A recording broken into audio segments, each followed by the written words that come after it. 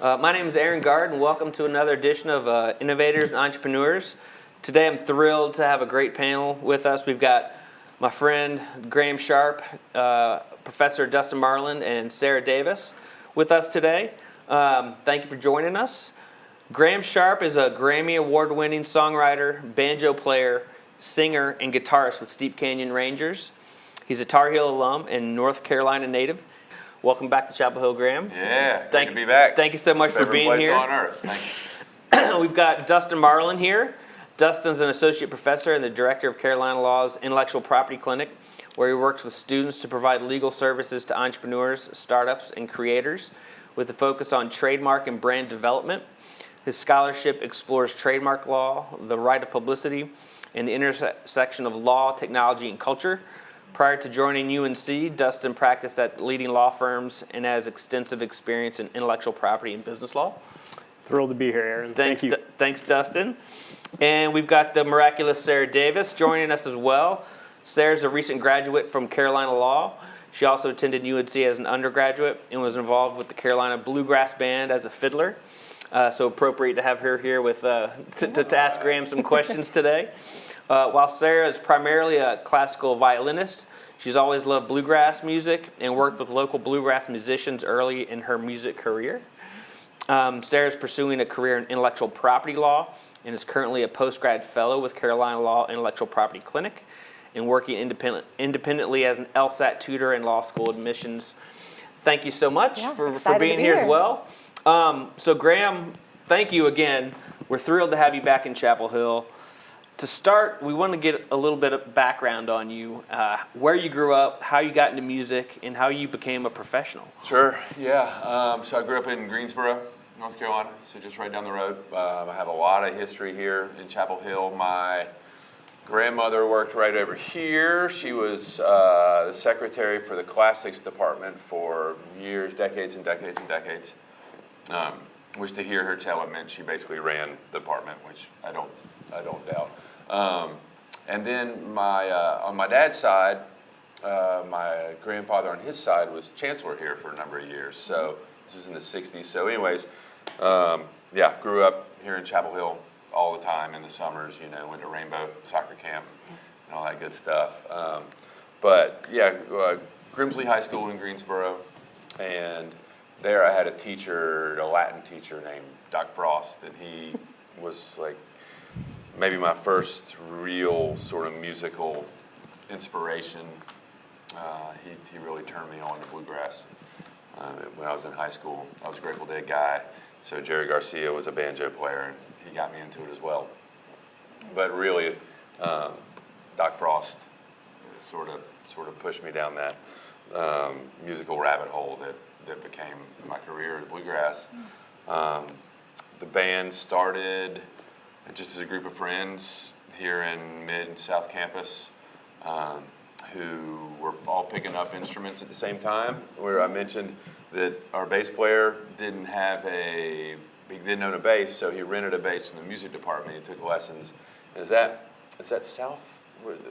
That would have been Keenan or Hill Hall. That was Hill Hall, that's where it was. So we'd be in the basement at Hill Hall practicing or just, trying to figure out how to play this music.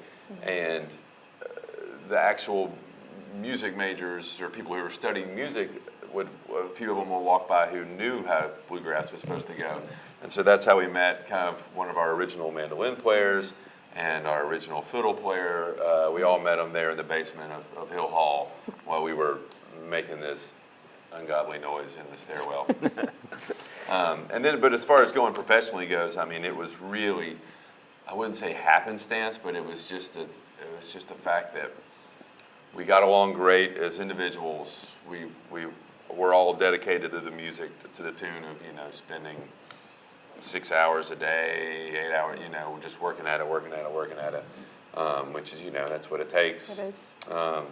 And then, as things went along, just figured that we had really complementary talents that just sort of translated into other parts of being successful in the music business besides just the music. It's a fascinating story. I mean, so you mentioned the Grateful Dead. I mean, to my understanding, bluegrass too has a tradition of improvised live performance, bootleg, informal circulation. How has your thinking about audience recording or sharing performances evolved over time? And were there artists or scenes other than the Dead that shaped how you think about that today?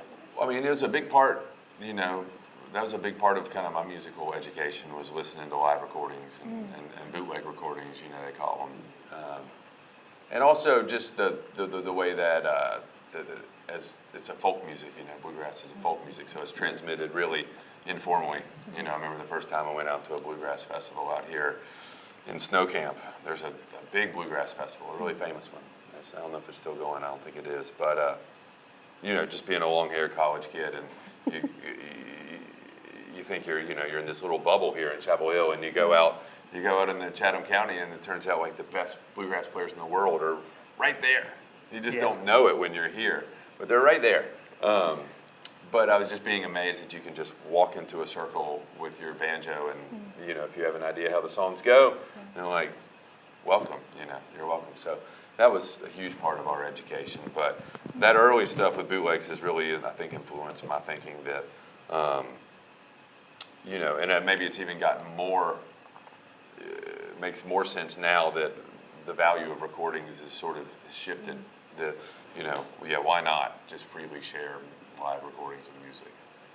Certainly. And I guess a related question, so we are the Institute for Innovation, which we were mainly, innovation. How do you help innovation along in the legal context? But how would you define innovation in the context of your genre of music? Well, I think, everybody's standing on the shoulders of the ones that came before them, and bluegrass,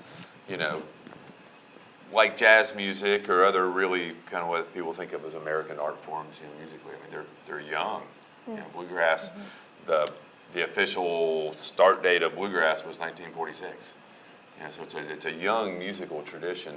Obviously, it's standing on the shoulders of Celtic music and blues music and all sorts of different sort of combinations that came together.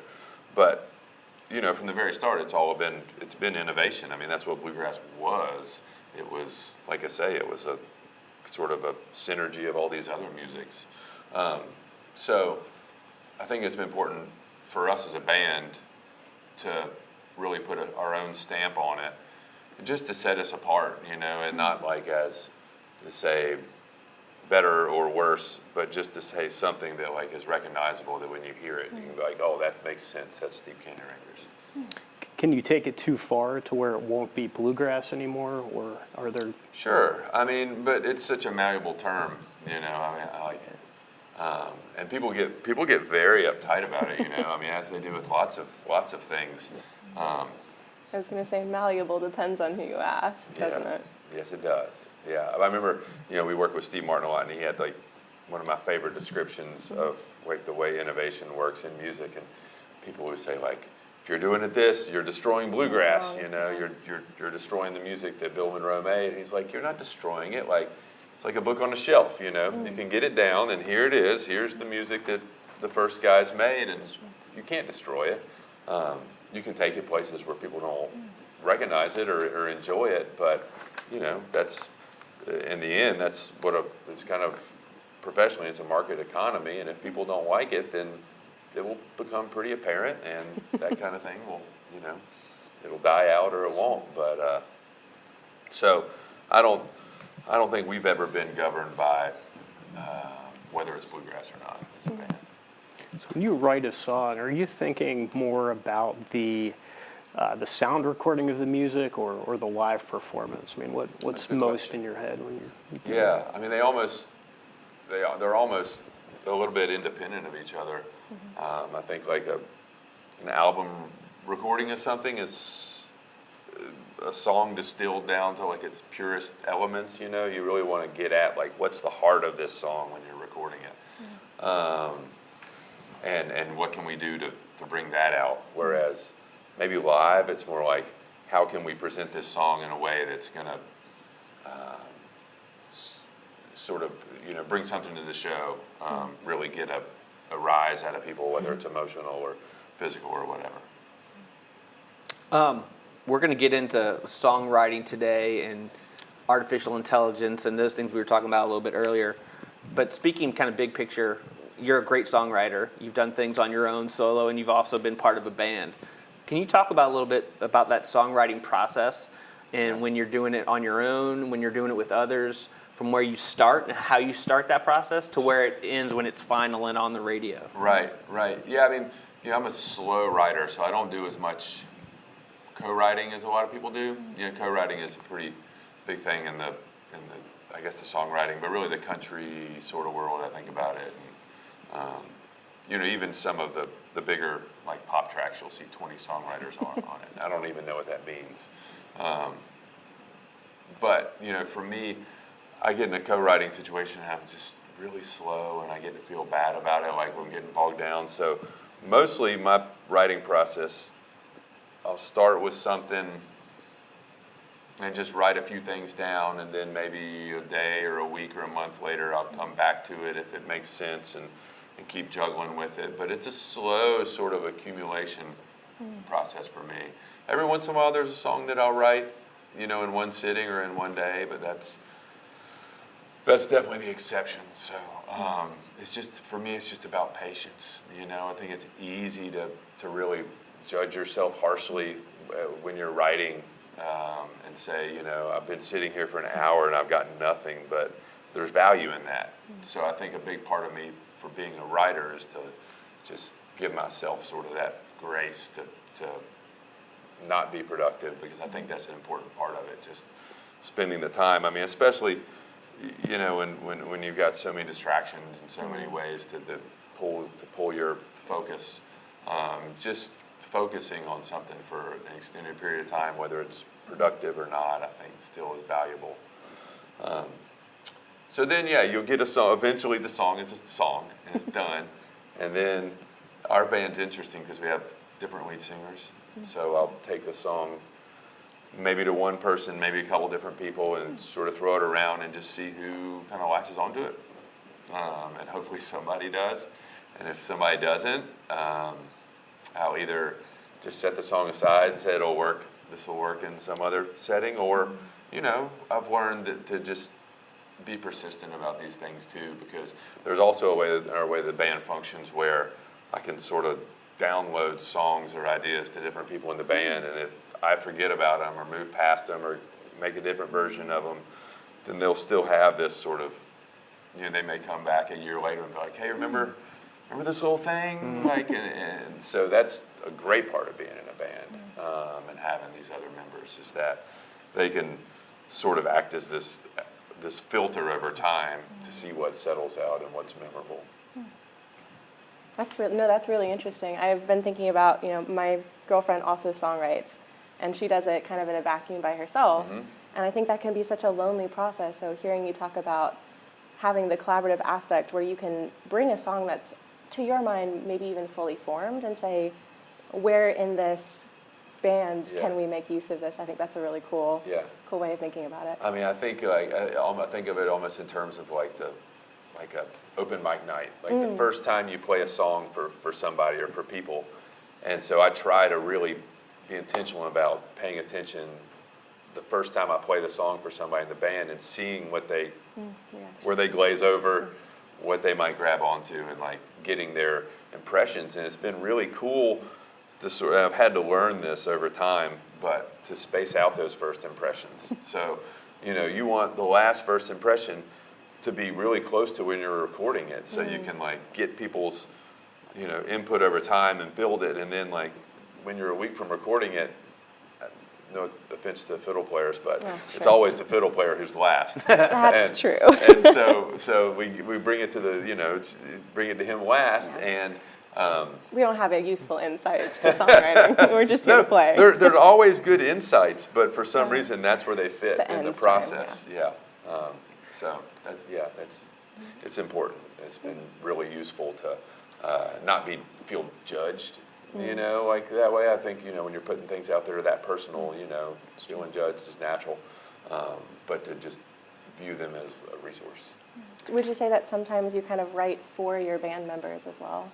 Yeah, I think so. I think it's a real luxury of writing, is to say, as something's coming along, be like, oh, I could really hear Barrett singing this, and like, what would I like to hear Barrett say next, or what, you know, or melodically, like what would Aaron do with something if we take it in this direction melodically? Yeah. With regard to copyright, at least as far as the musical composition goes, lyrics and melody are principal there. And I think a lot of that there's an acknowledgement that those are not the only pieces of a song, certainly, but there's predictability there. Would you say that's helpful to be able to align copyright with melody and lyrics, or is that a little bit limiting? Yeah, no, I mean, I think, you know, for me, lyrics is generally where it starts. So, Interesting. you know, the lyric will kind of dictate the meter. I think you know, a specific lyric will have a meter, and then a meter will inform the melody. And but you know, as far as you know, things like copyright, it gets pretty apparent. You know, when you're writing something, it feels like you're sort of, you know, imitate. You know, music is everything's gonna sound like something, because that's what music is. It's repetitive, and it, you know, but yeah, that line of like, oh, I want to write something that has the feel of whatever, this Rolling Stones song, without just writing that song again, you know, if one could. I think it's a bit of a line to be walking. Makes sense, yeah. I think that's interesting that you bring up, you know, writing something that sounds like somebody else's sound, because one thing that copyright doesn't protect is style. So, you know, and that can be a really big part of a band, especially one, you know, that you want to make distinctive, like you've talked about. And what do you think about that element of style? How do you protect that for yourselves? Is that something that should be maybe protected? I don't think so. I mean, I see it as just like almost what traditional music is, because I mean, we're just copying the style of you know, for me on the banjo, like Earl Scruggs or this other banjo player, and you know, I think that's what art is, and I think it should be allowed to inspire people like that. So, you know, I can see such things as specific lyrics and melodies and whatnot, but just the way something feels, like maybe that's, and we haven't gotten into AI, but maybe that's what's left for humans, you know, when AI is like taking all the rest. Well, why don't we get into AI while Yeah, we're talking about interesting that? that you bring that up, because if, you know, nowadays you can ask AI to do a lot of things, and you could ask them to make a song in this style of Steep Canyon Rangers. Do you think that there's something that gets missed there when it's a machine doing it as opposed to a human? I would sure hope so. Yeah, I would sure hope so. I mean, for me personally, like, my favorite songwriters are people writers who can put in just like a little detail into a song that really can put you in a place, and then that detail allows you to fill in the rest of your song from your own imagination. So, you know, if you're sitting in a booth at a table, like, everybody can picture like a specific place where they're going to be, and they can fill in. You don't have to tell them the rest. So I would hope that there's a human aspect that can like provide those sort of details that are really personal, and I don't think quirky's not the word, but yeah, that just have that sort of touch of the human that maybe AI can't touch, but it can be hard to distinguish. I mean, I've heard AI stuff that's, you listen to it and you're like, well, that's pretty good. Yeah, that's true. Yeah. Certainly. I mean, we're starting to see AI tools trained on music and musical styles. I mean, from where you're sitting, I mean, what feels genuinely new about this moment versus, I mean, what is sort of rehashing the music and technology debates of the past 10, 20, 30, 50 years? Yeah. I mean, I think for one thing that's unique, and I don't know that it's happening, but I've thought that it's happening, is that it's very likely, I think, that there are bands out there playing AI-generated music. So, like, if you were to put in a prompt and it would play this song for you, like, as a banjo player, I could go in and say, wow, that banjo part's really cool.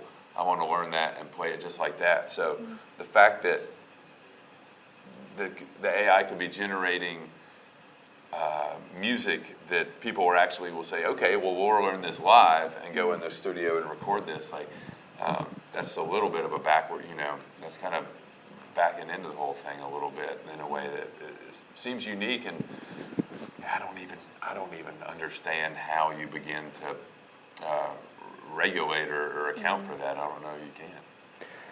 Yeah, there's certainly debates over, if you're prompting something, to what extent should you have to change what's been prompted, the AI output, in order to get copyright or some sort of ownership right over that input and therefore output? What seems natural to you as a musician? How much of that should have to be changed? If you started as an AI prompt, should that bar your intellectual property ownership, or should you be able to reclaim that by some sort of tinkering or maneuvering? I think you've got to parse through the styles, and it's so difficult. And there's legislations out there right now, right? My mind goes to the one like where the suit from the New York Times about like feeding these AI bots, 1,000 years worth of articles or whatever, or and is that an infringement on their property rights? So I think the same thing with music is that, if something comes out sounding like the Steve Caney Rangers in the style of Steve Caney Rangers, is that somehow do we have a claim on that, which is mind-boggling, and I've tended to just sort of keep away from it almost entirely, just because that's not my business. My business is like being a human and making human music. But I think it's approaching a critical moment, I think.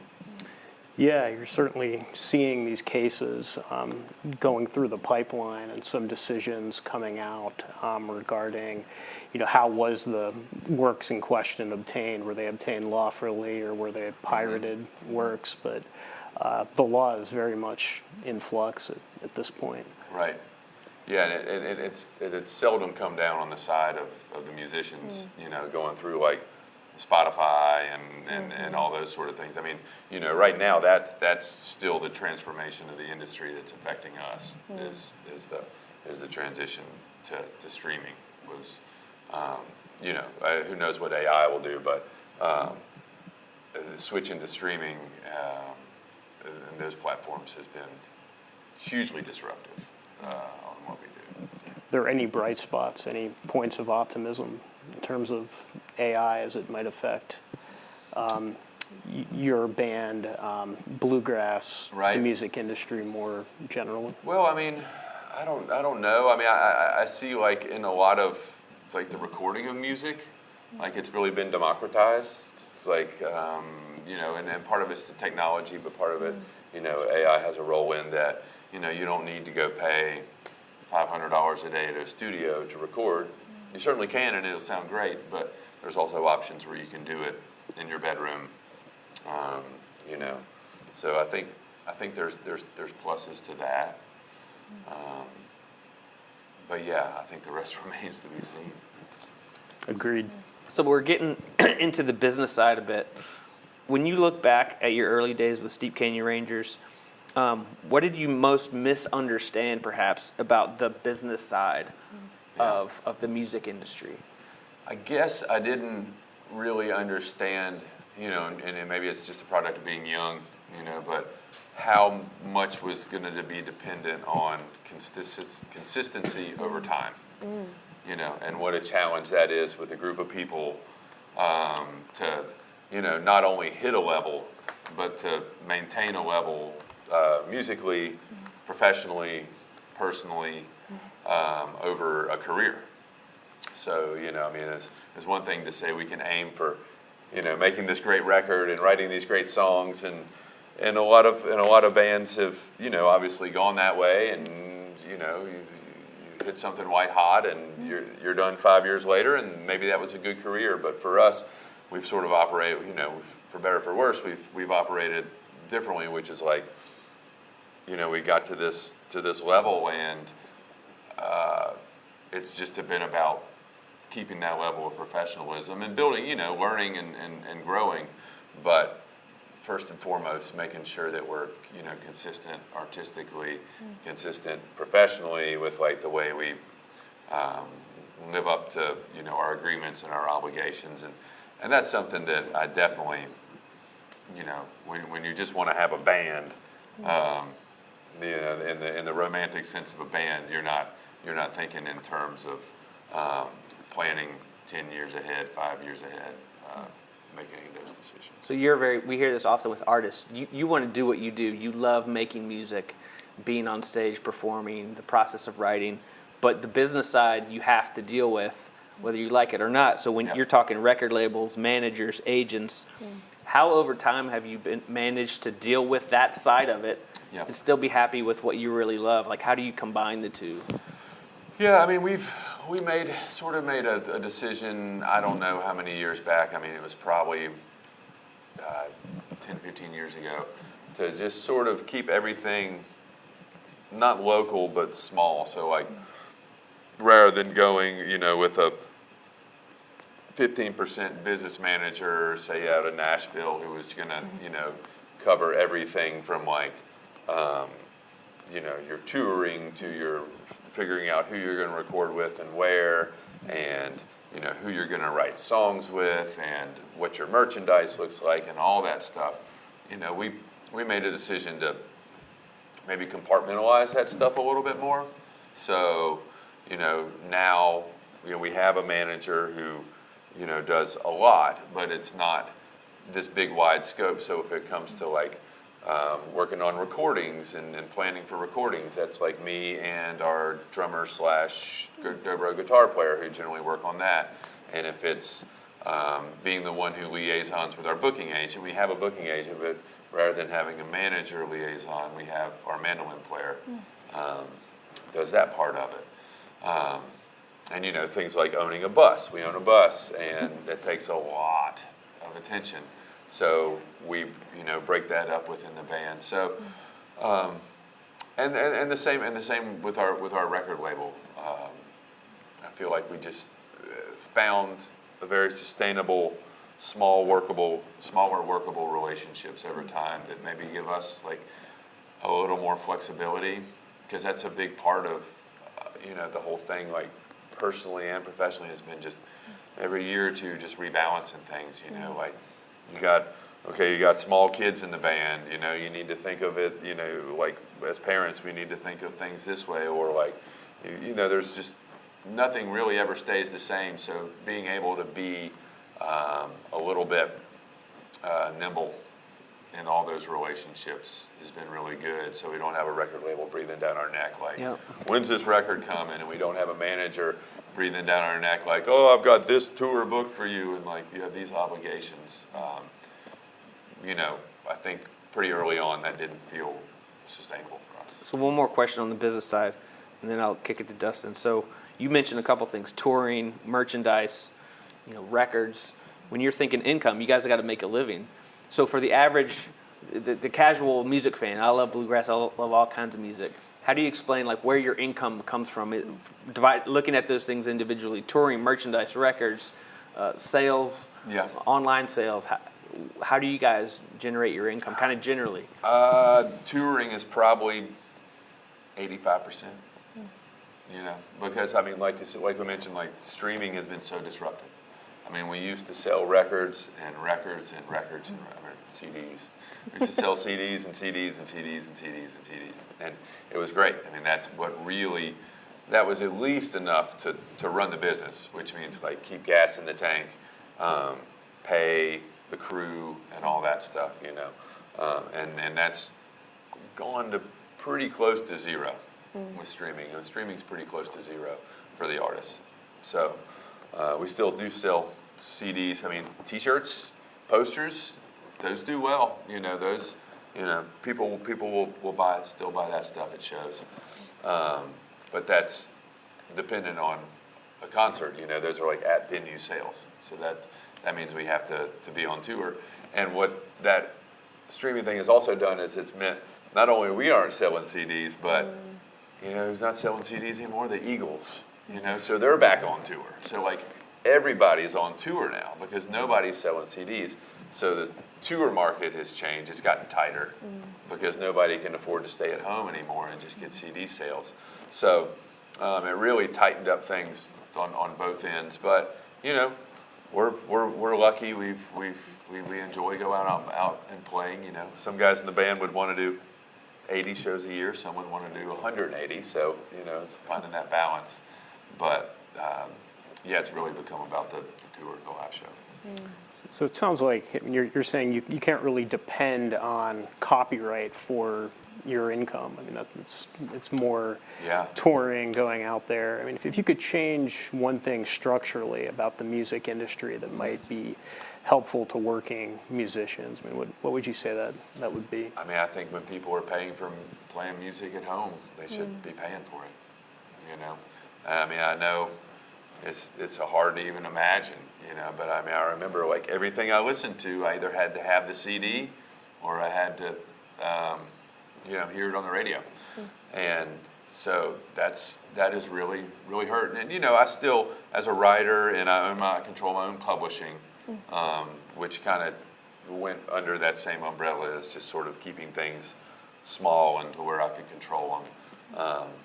So, you know, that's enough income for me to buy instruments when I need to and stuff like that on just like a strictly sort of isolated kind of business side of things. So, you know, that's not nothing, but, you know, as far as like what we say like physical sales and stuff like that of CDs for the band, that's dwindled significantly.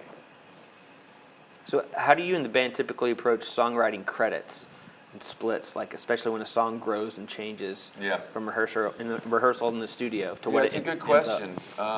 You know, it's very subjective. You know, we just finished recording a record with the band, and Aaron, the other kind of main songwriter, and I sat down, and I almost like song by song is like, well, okay, you wrote almost all of this. You know, I think I wrote that line, and that one. You know, so just you know, give me 10% or something like that. So you know, like I was saying, it's not huge amounts of money involved, which helps, you know, in the moment. But I know other bands that operate differently because, you know, this is something that tears bands apart. I have a friend who's in a band, and he and I wrote a song together. And the first time we had written one, he was like, great, the band's going to record this song. We're going to put it on our next record. And here's how we do it. Their band has 2 songwriters. They split them all equally. And so I got a third, my buddy I wrote it with got a third, and the other band member who didn't do anything on it got a third, but presumably that balances out when, you know, he's written something else. So, yeah, I mean, it needs to be done carefully, I think, to have it make sense. But, you know, as far as, you know, there's the writing and then there's arranging. So if we're just talking about like, hey, this melody sounds good over this chord. What about this, you know, here? Or this, what if we put a solo here and do it like this? That's all arranging. That's not songwriting. And you know, we all have everybody seems to have an understanding of that. So this hasn't been an issue, but yeah, were there more money on the line? Maybe it would be. I don't know. Can I ask you maybe the on-the-road question of that? So when you're constructing your set lists, do you consider, what factors do you consider? Who wrote the song, what the audience wants to hear, who's doing it, who's doing the vocals, Yeah. et cetera? Yeah, I mean, I think like our biggest strength right now as a band is to be sort of dynamic. So like you sing one, I'll sing one. You know, and then like you want to feature different players. So like this one, it's time for a big fiddle feature. So we're going to do this here. So, you know, those are sort of the main. And then also like ways to sort of, you know, you want to swell to where you've got everything sort of going at 100%. And then you want moments where everything really focuses down to small spots in the show. So it's really about just not doing the same thing over and over again for too long, you know, and just make it feel like sort of the attention and the focus is shifting. Got it. Yeah. Would you say that songs change a lot as you go out on the tour? I know a lot of artists, as they tour, the song will kind of evolve and change because not only are you trying to make sure everybody gets equal parts, but it gets boring playing the same thing if you don't change it at all. How much would Yeah. you say it shifts as you go through a tour? They can shift pretty significantly.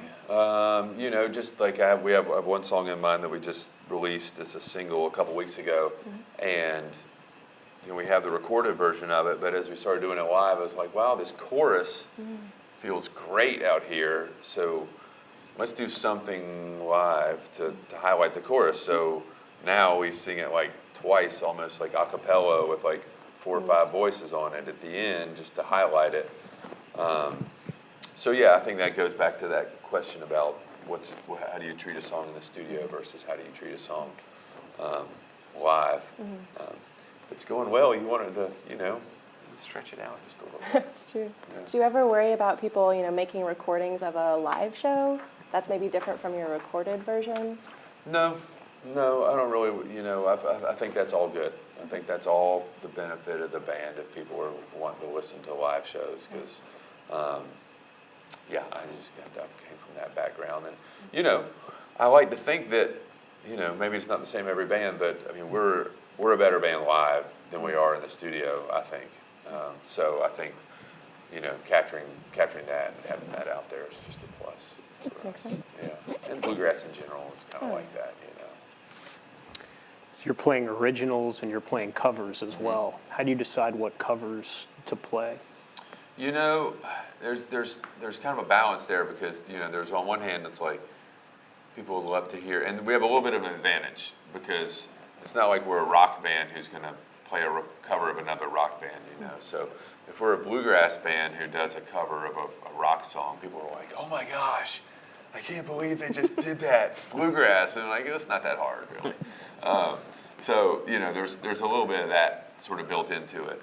But, you know, part of me thinks that the covers are great because when you're playing all these original songs, you know, you're asking a lot of people who, you know, it's not like we're the Beatles playing their songs, you know. So they're going to recognize some of them, not all of them, you know. But a cover song gives the crowd a real break to just sit back and enjoy and say, oh, this is something familiar, this is something I know, and it's a good reset. Do you ever worry legally when you're playing a cover that it could No. No. Should I? We can get into it after. Yeah, I mean, I know I the don't want to venues. derail the I know the conversation with venues. I know venues. You know, do pay. You know, venues Yeah. pay ASCAP. They pay BMI. They have, and we were mentioning my brother's a restaurant owner. I mean, that's a real fee for restaurants or those licensing fees for music. I think in the type of venues you're playing, you don't have to worry Right, about it. right. I wonder if you see a difference between covers and standards. I know that, like, legally there's not a cognizable difference, but do you think that there's a difference between performing a cover and performing a standard for you? Not really. Okay. You know, I mean, for the only difference being like usually a standard is something that falls like squarely in our genre. You know, we're doing a standard that's like a bluegrass standard, and it serves that same thing. I think of being like, oh, that's recognizable. I know how this goes. You know. Would you consider some of your songs bluegrass to be bluegrass standards? No. Fair enough. No, we're getting there. What would you say is the deciding factor that makes something a standard as opposed to just a song that's out there? Yeah, I mean, I guess if you just go out in the parking lot and you hear people playing it out there, which has happened occasionally, but not enough to get this to standard level, I don't think. I mean, I guess there's also like, I don't think the copyright thing even enters into it, like public domain, because I think a standard just, something that just everybody in that genre follows. And you know, those are the songs you learn when you're coming up. So, you know, I could go to this bluegrass class that's going on here today and name a song, you know, say, "Little Cabin Home on the Hill," and like that's a standard. Okay. Play it. Do you hope your songs become that someday? It'd be great. Yeah, fair Yeah. enough.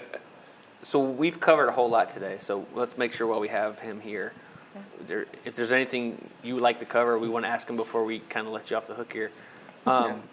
Is there anything in particular that while we're sitting here that you would want folks to know about your world, the bluegrass world, and we'll edit this a little bit Sure. better. So is there anything in particular you'd like folks to know listening about the bluegrass industry in general, songwriting, the business of music, things that you love and enjoy, or things that kind of stress you out with AI, innovation? Anything particular that's on your mind or the band's mind? You said you guys were talking this morning about some of this stuff. Kind of, what are you guys thinking of? What's in your head?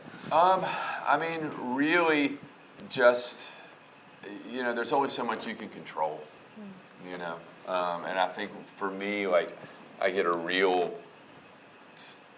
it feels really good to just be able to get up in the morning and, like, play an instrument for a few hours or write for a few hours, or even do something like on the business end, just talk with our manager and figure something out, you know. So I think, you know, all this other stuff with AI and whatnot is a little bit periphery to like what makes me, obviously this is something that you have to deal with to a degree and at some point, but for me, like, I'm just so grateful that this is what I get to do still. And a big part of it, you know, Neil Young had the line, something that was like, be great or be gone, you know? So like, there's a pressure to it. Like, I can't show up and not have kept my chops up, you know, for what I do. And if you do that too many times in a row, like, you know, your career will be over in a hurry. So there's a little bit of that pressure, but I think, you know, we've gotten used to that, and having people in a band that you can trust, that are also going to rise to that pressure and put in the work is the biggest part of our success. You know, it's just having people around us that we can trust. Anything before we kind of get towards the end here that you guys want to make sure we ask?